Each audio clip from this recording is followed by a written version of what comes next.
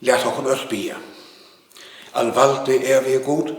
Vi takker til tog at du hever givet og kun egenbårende sådan tøjen, Jesus Krist, som væveren, sandleiten og løgve. Vi beder til stisk og kun vi hejle andre tøjnene og hese sig, så at vi ikke lever i øster og støvlen, men i allite og færlige omsorgen tøjner, og i særlige vogn om tager vi bogstadige, som sådan tøjen hever tilbygge ved okkur. Han som vi tær lever og ræver, og i einleika heilig andans, en sand og god, om alder og erve atlas. Amen. Oh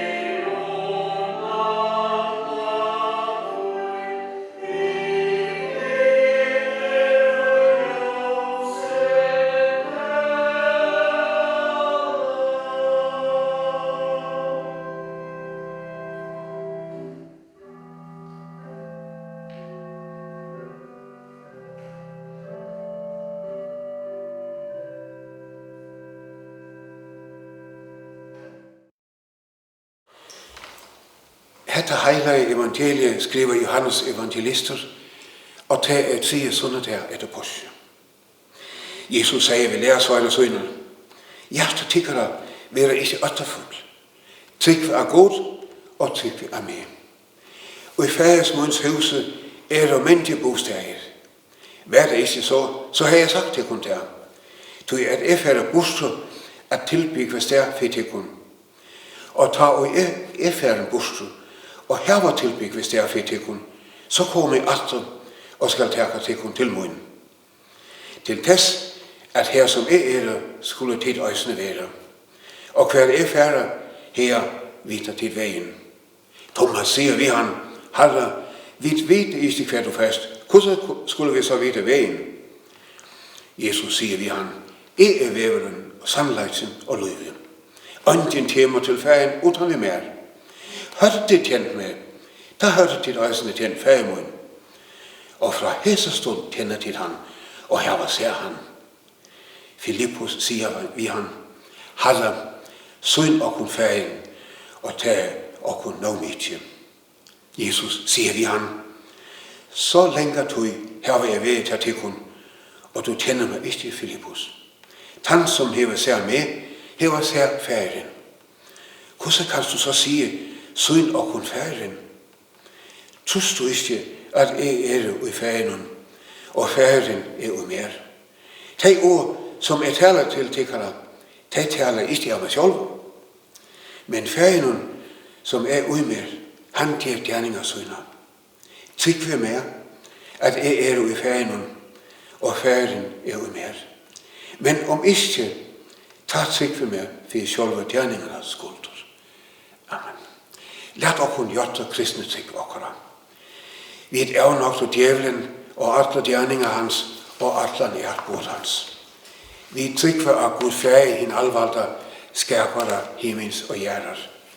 Og vi trykve af Jesus Krist, Guds egenborne son var den herre, som et jeten af heilagen andre, både nu heim af Mariumøj, punslaver under Pontius Pilatus, klodsfester, dag og hjertevor.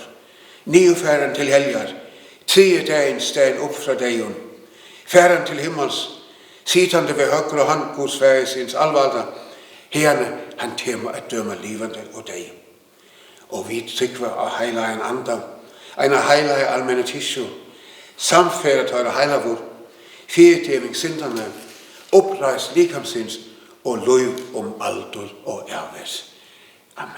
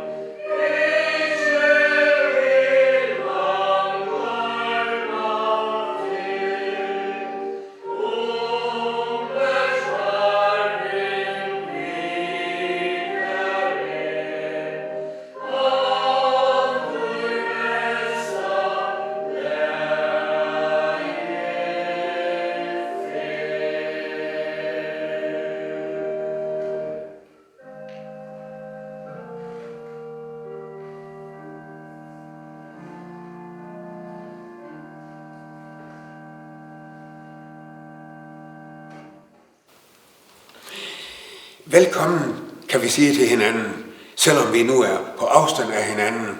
Men vi er velkommen til på afstand at høre evangeliet nu på den specielle måde. Det synes som om der er ved at være en opløsning, så vi snart kan begynde at komme i kirke, hvor vi er vant til at komme for at høre Guds ord. Men altså, vi er kommet her, eller sammen, hvor vi nu er, for at høre evangeliet til denne 3. søndag efter påske.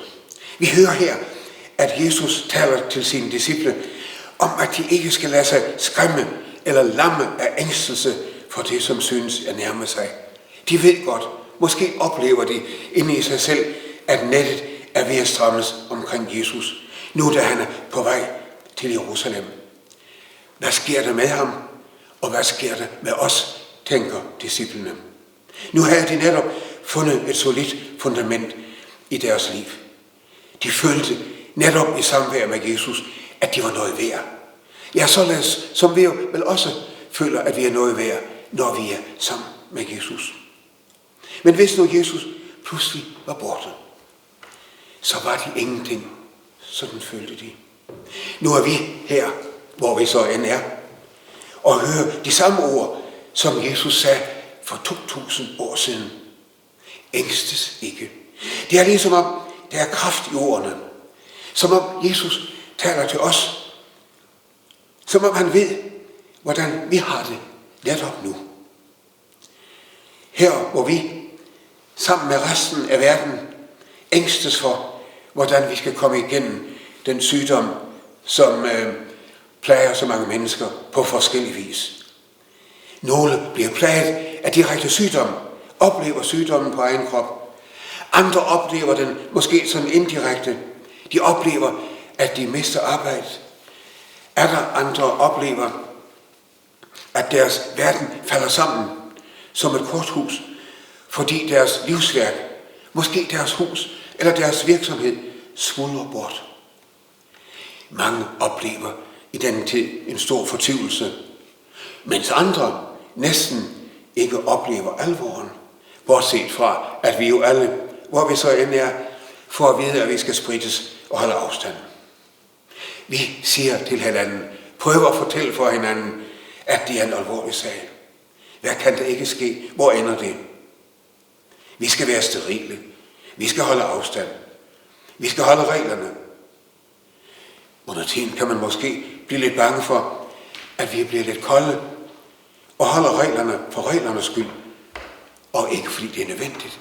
Ikke fordi det er livets skyld. Når Jesus siger, jeres hjerte forfærdes ikke, ja, så kan vi synes, at det kan være så let at sige, når man har sit på det tørre, når man er rask, og man har overflod. Men for Jesus var det noget andet. Han vidste, hvad der ville foregå i fremtiden. Han vidste, at han ville blive forrådt af sine nærmeste. Han vidste, at han ville blive fornægtet. Han vidste, at han ville blive pint og korsfæstet. Og alligevel har han sådan overskud, at han kan trøste sine disciple med en sådan kraft og med sådan myndighed, at kraften i ordene giver styrke selv til os i dag, 2000 år senere. De er sagt af ham, som har kærlighed, livskraft fra Gud. Jesus kunne have passet bedre på sig selv, ved ikke at rejse til Jerusalem. Hvad skulle han der, når han vidste, at de farisæerne og de skriftlove havde øje på ham? Hvad skulle han gå op og gå rundt og tilgive og gøre vel og helbrede mennesker i Guds navn og ved at kalde sig selv Guds søn? Som om han var noget. Han var jo bare tømmermandens søn fra Nazareth. Det er jo ikke mærkeligt, at de kloge og de vise og farisæerne bliver vrede på ham, for de gik højt op i deres tro, og de følte, at det var Guds bespotteligt, det som Jesus gjorde. Disciplene var bange, nu inden de når til Jerusalem, og med god grund. Vi er det også, og vi er også bange med god grund. Disciplene var ikke trygge for, hvad der ville ske.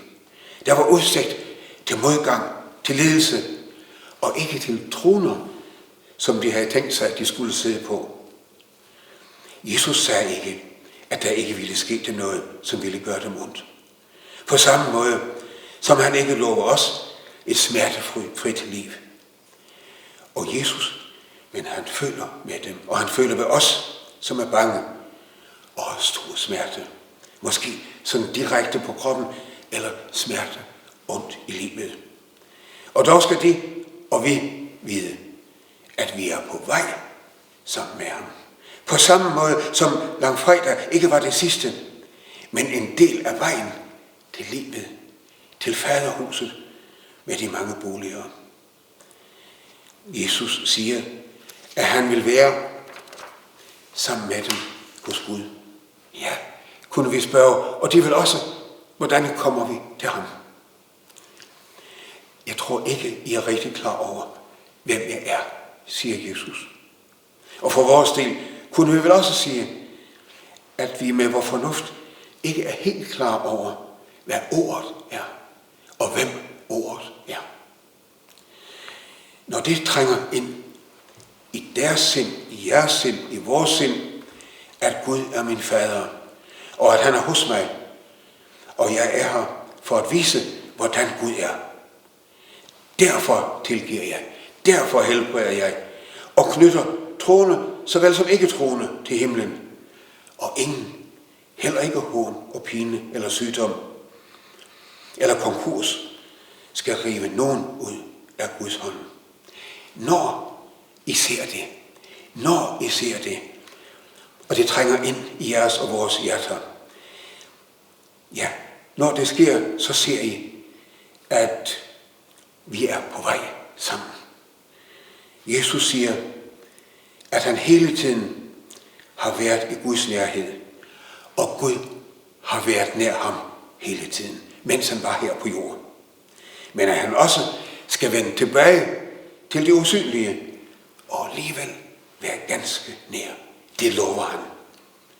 Til disciplene siger han, at sammen med ham bliver synlig i legemet, eller usynlig i ord, eller dåbsvand, eller nadvåndsbrød og vin, så er I, siger han til dem, og vi til os.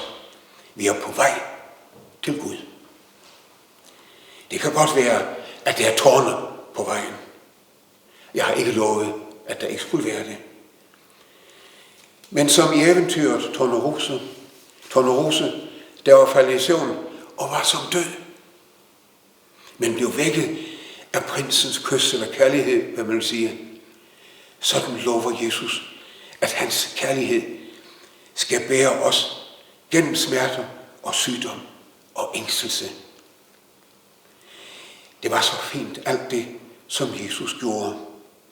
Men efter menneskelig forstand, ja, så kunne det ikke passe, at han var Guds sendebud.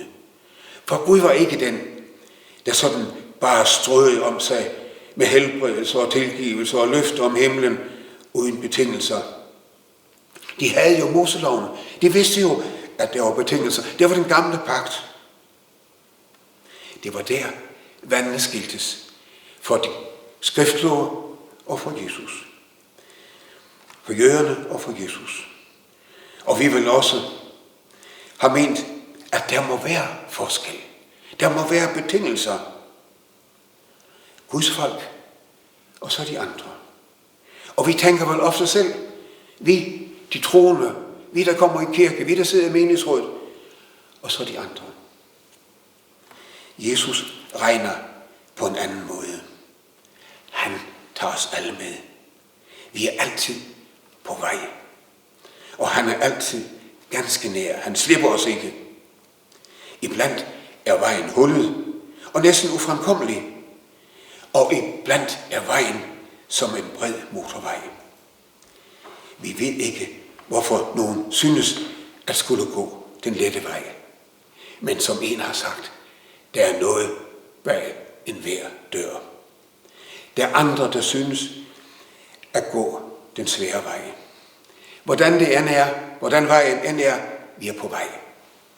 Han er med, og vi kommer hjem. Det er hans løfte. Lev på det, at den godhed og kærlighed, som jeg viste, siger Jesus, på jord, det er Guds kærlighed, som du er omfattet af. Ængstes ikke. Jeg er med dig. Vi er på vejen, og vi kommer hjem. Amen.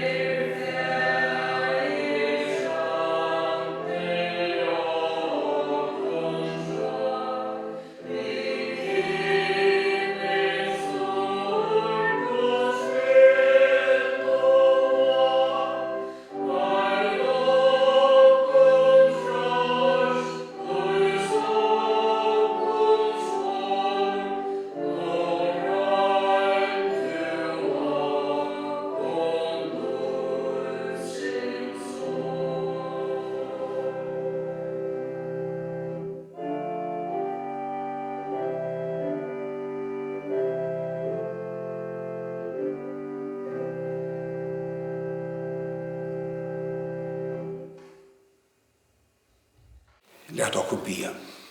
Færge vor, to som ester himlen.